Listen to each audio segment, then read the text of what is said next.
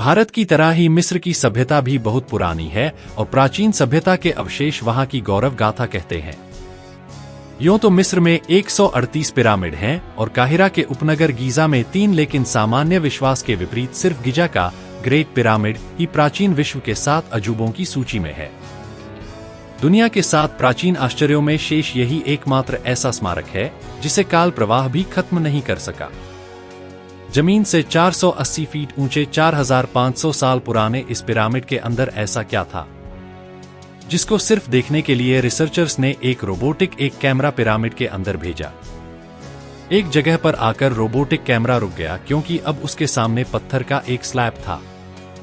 Researchers का मानना था कि इस स्लैब के पीछे जरूर कोई ऐसा राज छुपा है जो पिछले 4500 सालों से दफन है। यह राज इनको हर कीमत पर जाना था, इसलिए उन्होंने रोबोट के आगे एक ड्रिल मशीन लगाई जिसने उस पत्थर के स्लैब में बड़ा छेद कर दिया। अब इस छेद के अंदर एक कैमरा भेजा गया जिसने स्लैब के उस पार एक ऐसा मंजर देखा जो पिछले 4500 सालों से किसी ने भी नहीं देखा था। स्वागत है आपका आज के इस वीडियो में। दोस्तों, क्या आपको पता है मिस्र यानी इजिप्ट में टोटल 138 ऊंचे 3 पिरामिड मौजूद हैं जिन्होंने पिछले हजारों सालों से दर्जनों अर्थक्वेक्स और कई खतरनाक तूफान में का सामना किया। लेकिन सरप्राइज है, इनमें से कोई एक भी इधर से उधर हुआ हो। इनमें से सबसे ऊंचा और बड़ा पर्व pyramid the great pyramid of Giza के जाता है और इस पिरामिड की बेस का एरिया 31 एकड़ है। यानी इस पिरामिड के अंदर हैरतअंगेज तौर पर 1-2 नहीं बल्कि पूरी 9 फुटबॉल फील्ड आराम से फिट आ सकती है। एक एस्टीमेट के हिसाब से इस पिरामिड में टोटल 23 लाख बड़े बड़े पत्थरों का इस्तेमाल हुआ, जिनमें से कई पत्थरों का वजन 50 टन भी था। अगर इसका टोटल वजन का अंदाजा लगाया जाए तो इस पिरामिड का वजन 60 लाख टन है, जो 12 बुर्ज खलीफा के वजन के बराबर बनता है। लेकिन इतने ऊंचे और आलीशान पिरामिड बनाने का आखिर मकसद क्या था? हजारों साल पहले जब इंसान के पास कोई टूल्स भी मौजूद नहीं थे, तब इन पिरामिड की दीवारों को कैसे इंच बाय इंच लेवल किया गया? कैसे 50 टन वजनी पत्थरों को स्क्वायर शेप में काटकर बगैर फ्रेम के ही 480 फीट ऊंचाई तक पहुंचाया गया? और इनको बनाने में ऐसे कौन से इंजीनियर्स का हाथ था जिन्होंने इन पिरामिड को अर्थक्वेक प्रूफ के साथ साथ इनकी तमाम साइड्स को एग्जैक्टली 51.5 डिग्री के एंगल पर सेट किया? यह सब आप जान सकेंगे आज की इस वीडियो में, तो आइए शुरू करते हैं। कई सदियों से अनेक प्रकार का रिसर्च टीम इस पिरामिड की कंस्ट्रक्शन टेक्निक जानने के लिए इस पर दिमाग पर जोर दे रहे थे कि आखिर इस पिरामिड की हर side exactly north, south, east और वेस्ट पर बगैर कंपास के कैसे सेट की गई होंगी। कई एक्सपर्ट्स का मानना है कि उस टाइम के आर्किटेक्ट ने सबसे पहले ऐसी जमीन तलाश की होगी जो लाखों टन वजनी पत्थरों का वजन झेल सके। उसके बाद पोलर स्टार, वो सितारे जिनकी मदद से अर्थ के पोल्स का पता चलता है, उनकी मदद से पिरामिड की हर साइड को मार्क किया गया। ना कोई कंपास और ना ही कोई ऑप्टिकल इंस्ट्रूमेंट, सिर्फ इस बेसिक टेक्निक से हजारों साल पहले इस पिरामिड में क्वेश्चन सेट की गई और वह भी 0 एरर साथ। अगला चैलेंज था जमीन को लेवल करने का। जिस 13 एकड़ की जमीन पर इस पिरामिड को बनना था, उसका लेवल थोड़ा सा भी आउट होता तो 23 लाख पत्थरों के इस पहाड़ का खड़ा होना बिल्कुल भी मुमकिन नहीं था। अब इस जमीन को लेवल करने के लिए उस टाइम के इंजीनियर के पास ना ही लेजर लेवलर था और ना ही पेबलर। एक्सपर्ट्स का मानना है कि कंस्ट्रक्शन साइट की चारों साइड पर खड़ा करके उसमें पानी डाला गया होगा और फिर एक साइड के पानी के लेवल से दूसरे साइड के पानी के लेवल को मैच किया गया होगा। जो जमीन का हिस्सा पानी के लेवल से मैच नहीं कर रहा होगा, उसको छीनी और हथौड़ों की मदद से काटकर लेवल किया गया होगा। कई एक्सपर्ट्स का मानना है कि इंस्टेंट एजुकेशंस ने इस सिंपल टूल का भी इस्तेमाल किया जिसकी दोनों साइड पर लकड़ियां और उसके ठीक सेंटर पर एक रस्सी से पत्थर बंधा हुआ है।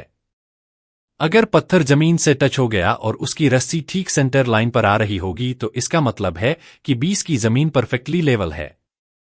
अब पिरामिड कंस्ट्रक्शन साइट पर डायरेक्शंस भी सेट थी, मार्किंग भी हो चुकी थी और जमीन का लेवल भी सेट था।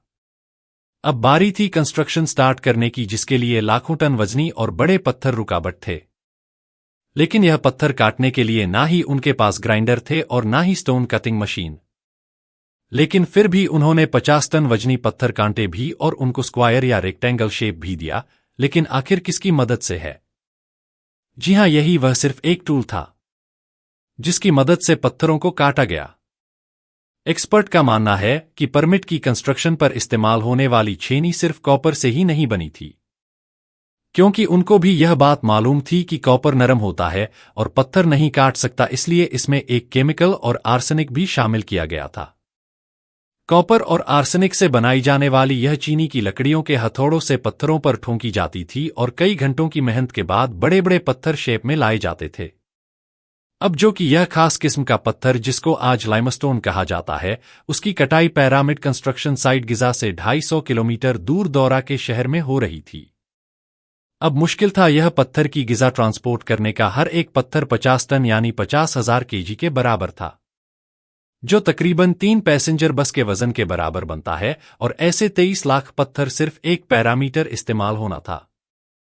इतना ज्यादा वजन ट्रांसपोर्ट करने के लिए ना ही उस दौर में कोई जानवर काम आ सकता था और ना ही उनके पास ट्रक्स मौजूद थे। अतः कि अगर आजकल के दौर में भी यह काम करना पड़े तो ट्रांसपोर्ट कंपनी को अच्छा खासा तुफ टाइम लगेगा। हैरतअंगेज इस तौर पर यह काम वर्कर और नावों की मदद से किया गया। जी हां, टोरा और वीजा के दरमियान मौजूद रिवर का फायदा उठाया गया और बड़ी बड़ी कश्तियों में पत्थर लादकर पिरामिड साइट पर पहुंचाए गए। एक्सपर्ट्स का मानना है कि यह काम इतना आसान नहीं था। शिप्स में इतने बड़े पत्थर की लोडिंग और अनलोडिंग में कम से कम भी 500 मजदूरों की आर्मी एक ही वक्त में लगाई गई होगी। जो एक्सपर्ट्स की टीम पिरामिड की कंस्ट्रक्शन पर रिसर्च कर रही थी, उनको अब अपने कई सवालों के जवाब मिल चुके थे। लेकिन एक बात उनको हर वक्त सता रही थी कि लाइमस्टोन कट भी गए, ट्रांसपोर्ट भी हो गए और कंस्ट्रक्शन के दौरान एक आपके ऊपर एक लगना भी शुरू हो गए। सवाल यह था कि पत्थर इतनी ऊंचाई तक आखिर पहुंचाए कैसे गए होंगे। कई एक्सपर्ट्स का मानना है कि पिरामिड की कंस्ट्रक्शन से पहले ही यह प्लान कर लिया गया था। या तो यह स्पाइरल ट्रैक के जरिए ऊपर गए होंगे या फिर जिग जैग तरीके से। लेकिन यह बात तो तय है कि 50,000 केजी के पत्थर ऊपर मजदूरों की आर्मी की मदद से ही खींच कर गए होंगे। बात सिर्फ लाखों मजदूरों छेनी हथौड़े से लाइमस्टोन काटने और इतने बड़े पत्थरों को ट्रांसपोर्ट करने की ही नहीं थी। इस पिरामिड के अंदर कंपार्टमेंट्स, उनके अंदर जाने का रास्ता और कई छोटी छोटी सुरंगें भी बनाई गई थी। बाकी सब चीजें तो ठीक हैं, लेकिन एक चीज एक्सपर्ट्स को हैरान कर गई और वह यह थी कि अंदर के कंपार्टमेंट में जो पत्थर इस्तेमाल हुआ था वह लाइमस्टोन नहीं बल्कि ग्रेनाइट था। जी हां, फिर ग्रेनाइट एक ऐसा पत्थर है जो डायमंड के बाद दुनिया का सबसे सख्त तरीन स्टोन माना जाता है। आजकल के मॉडर्न दौर में भी ग्रेनाइट बड़े बड़े ग्राइंडर की मदद के सिवा काटा ही नहीं जा सकता। दुनिया भर से कई आर्कियोलॉजिकल एक्सपर्ट्स को पिरामिड का विजिट भी करवाया गया, लेकिन किसी को भी इस बात का सुराग नहीं मिला कि 4500 साल पहले इजिप्शियंस ने ग्रेनाइट जैसे ठोस पत्थर को इतनी सफाई से कैसे काटा था। आखिरकार कई सालों के बाद एक्सपर्ट्स ने इस मिस्ट्री को भी सॉल्व कर दिया।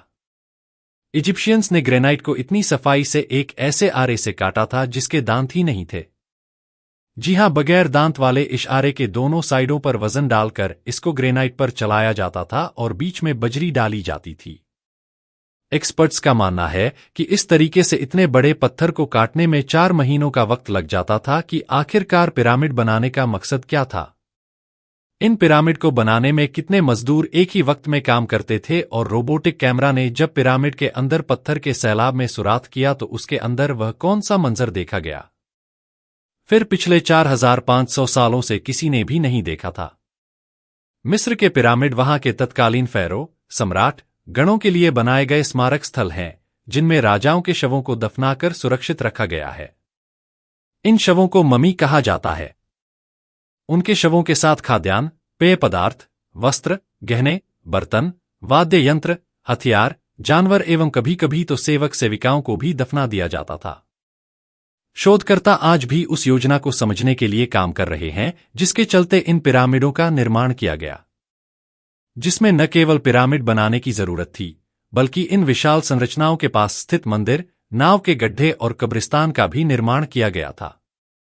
तो दोस्तों, कैसा लगा आज का ये वीडियो, कमेंट कर जरूर बताएं।